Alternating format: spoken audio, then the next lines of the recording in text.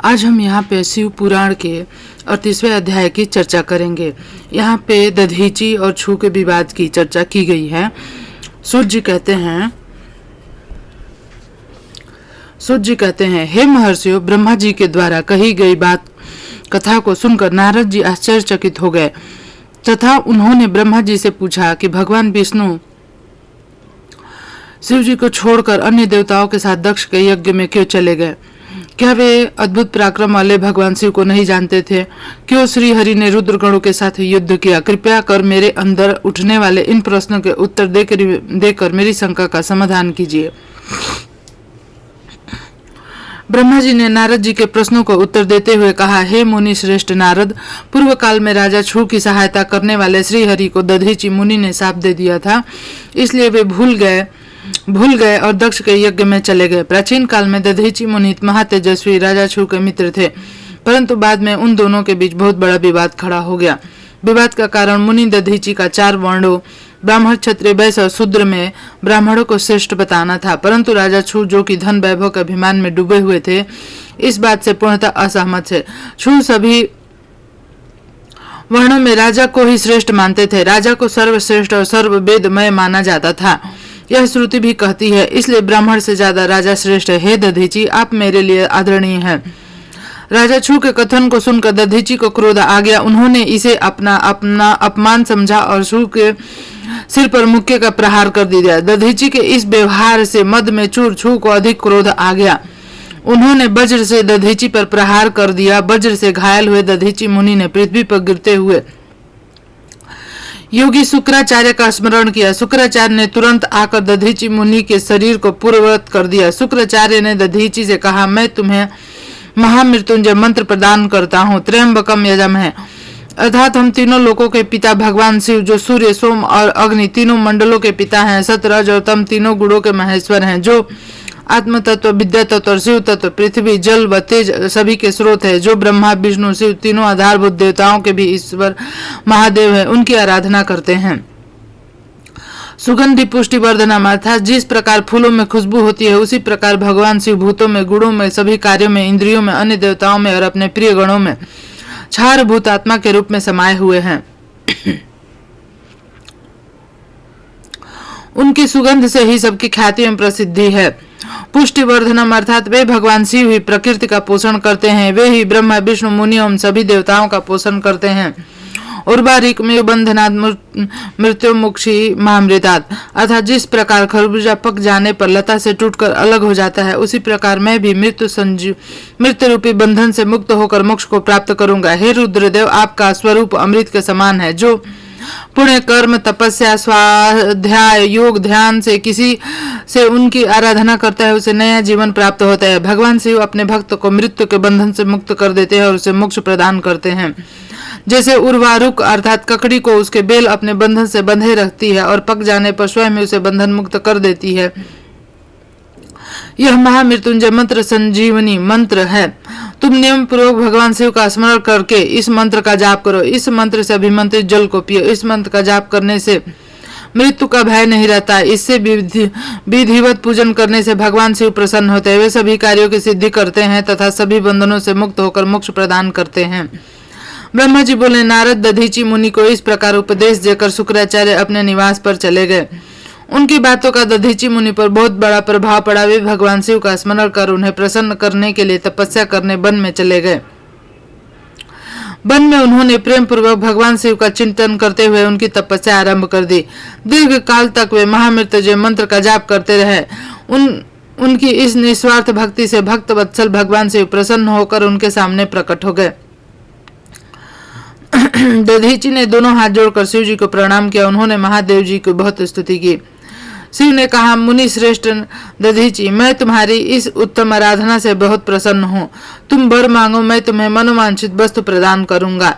यह सुनकर दधीची हाथ जोड़कर नतमस्तक होकर कहने लगे, हे देवादिदेव करुणा निधान महादेव जी, अगर आप मुझ पर प्रसन्न हैं तो कृपा कर मुझे 3 वर प्रदान करें। पहला यह कि मेरी अस्थियां वज्र के समान हो जाएं। दूसरा, कोई मेरा वध न कर सके, अर्थात मैं हमेशा अवध्य रहूं। और तीसरा कि मैं हमेशा अधीन रहूं। कभी दिन न हो। शिव जी ने तथास्तु कहकर तीनों वर दधीची को प्रदान कर दिए। तीनों मनचाहे वरदान मिलने जाने पर दधीची मुनि बहुत प्रसन्न थे। वे आनंद मग्न होकर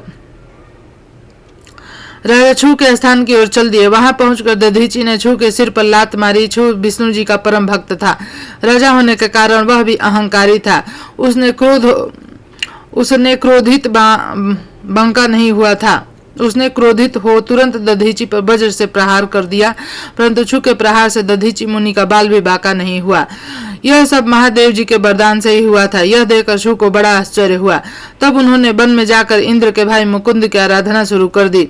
तब विष्णु जी ने प्रसन्न होकर छू को दिव्य दृष्टि प्रदान की। छू ने विष्णु जी को प्रणाम कर उनकी भक्ति भाव से स्तुति की। तत्पश्चात शिव बोला, भगवान मृषेश दधीची पहले मेरे मित्र थे, परंतु बाद में हम दोनों के बीच में विवाद उत्पन्न हो गया। दधीची ने परम पूजनीय भगवान शिव की तपस्या महामृत्युंजय मंत्र से कर उन्हें प्रदान किया है तथा अवध्य रहने का वरदान प्राप्त किया है। तब उन्होंने मेरी राज्यसभा में मेरे समस्त दरबारियों के बीच मेरा घोर अपमान किया।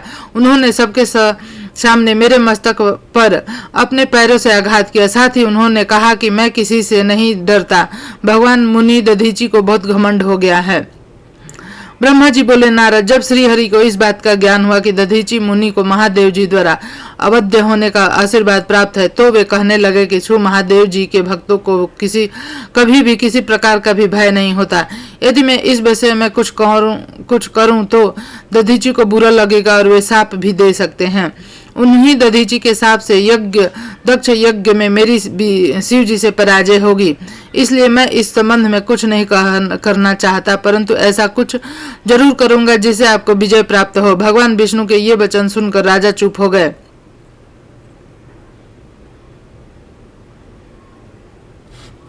दधीची का शाप और छू पर अनुग्रह। ब्रह्मा जी बोले, नारद, श्री हरि विष्णु अपने प्रिय भक्त राजा छू के हितों की रक्षा करने के लिए एक दिन ब्रह्मा का रूप धारण करके दधीची मुनि के आश्रम में पहुंचे। विष्णु जी भगवान शिव की आराधना में मग्न रहने वाले ब्रह्म ऋषि दधीची से बोले कि हे प्रभु, मैं आपसे वर मांगता हूँ।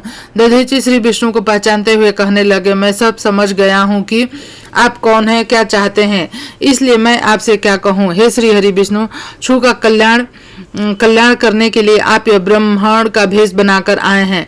आप ब्राह्मण भेष का त्याग कर दें। लज्जित होकर भगवान विष्णु अपने असली रूप में आ गए। महामुनि दधीची को प्रणाम करके बोले कि महामुनि, आपका कथन पूर्णतया सत्य है। मैं यह भी जानता हूँ कि शिव भक्तों को कभी भी किसी भी प्रकार का कोई भय नहीं होता, परंतु आप सिर्फ मेरे कहने से राजा छू के सामने यह कह दे कि आप राजा छू से डरते हैं। श्री विष्णु की यह बात सुनकर दधीची हंसने लगे। हंसते हुए बोले कि भगवान शिव की कृपा से मुझे कोई भी डरा नहीं सकता। जब कोई वाकई मुझे डरा नहीं सकता तो मैं झूठ क्यों बोलकर आप पाप का भागी बनूं। दधीची मुनि के इन वचनों को सुनकर विष्णु को बहुत क्रोध आ गया। उन्होंने मुनि दधीची को समझाने की बहुत कोशिश की। सभी देवताओं ने श्री विष्णु का ही साथ दिया।